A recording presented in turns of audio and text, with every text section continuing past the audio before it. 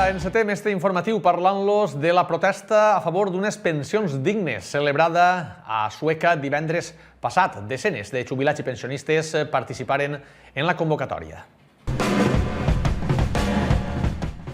Desenes de jubilats i pensionistes participen en una protesta per unes pensions dignes. Va ser divendres passat a la plaça de l'Ajuntament.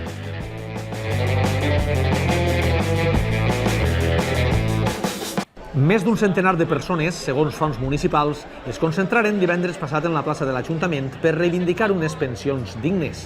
La protesta, convocada pel col·lectiu Pense Pensions Dignes de Sueca, va comptar amb el suport del govern local. Aquesta agrupació s'ha constituït recentment per denunciar el que considera la pèrdua progressiva dels drets que tant els costaren d'aconseguir i que, segons asseguraren en el manifest, això portarà en un futur pròxim a la desaparició del sistema públic de pensions. Els manifestants, que encoratjaren a la joventut a unir-se també a la seva lluita, rebutjaren la pujada del 0,25% de les pensions, que qualificaren d'ínfima. Des del col·lectiu asseguraren que la solució passa per incloure les pensions públiques als pressupostos generals de l'Estat. Un dia d'una concentració, crec que ja ho vas comentar, que es va citar així, no sabíem ben bé qui l'havia citat, veure tanta gent, pensàrem que calia fer un col·lectiu i el va informar amb el nom de Pense Pensions Dignes. La idea, com sabeu, és el problema de les pensions que a tants ens afecta, 11 milions i pico de persones. I a Sueca és un poble gran i jo penso que la gent necessita tindre així un col·lectiu que siga portaveu d'aquestes reivindicacions.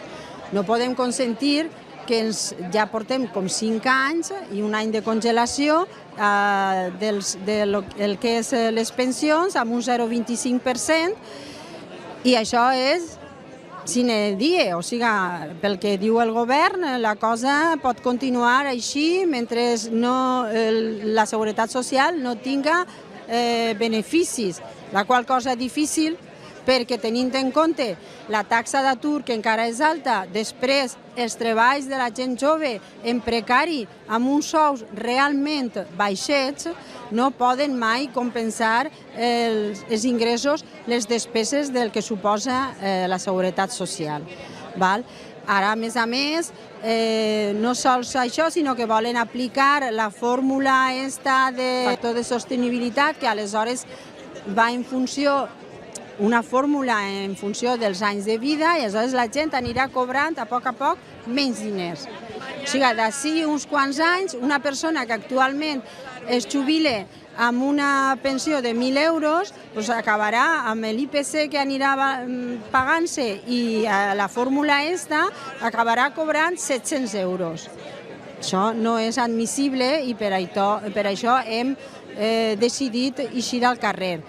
Però el problema no sols és dels pensionistes, el problema és també de tota la gent, de les futures generacions, perquè realment si la seguretat social, el sistema públic, se'n va en orris, el que pretenen és cobrir-ho amb un pla de pensions privat.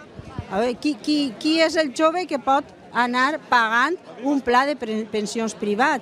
I si fem el càlcul, què suposa quan s'haurà jubilat?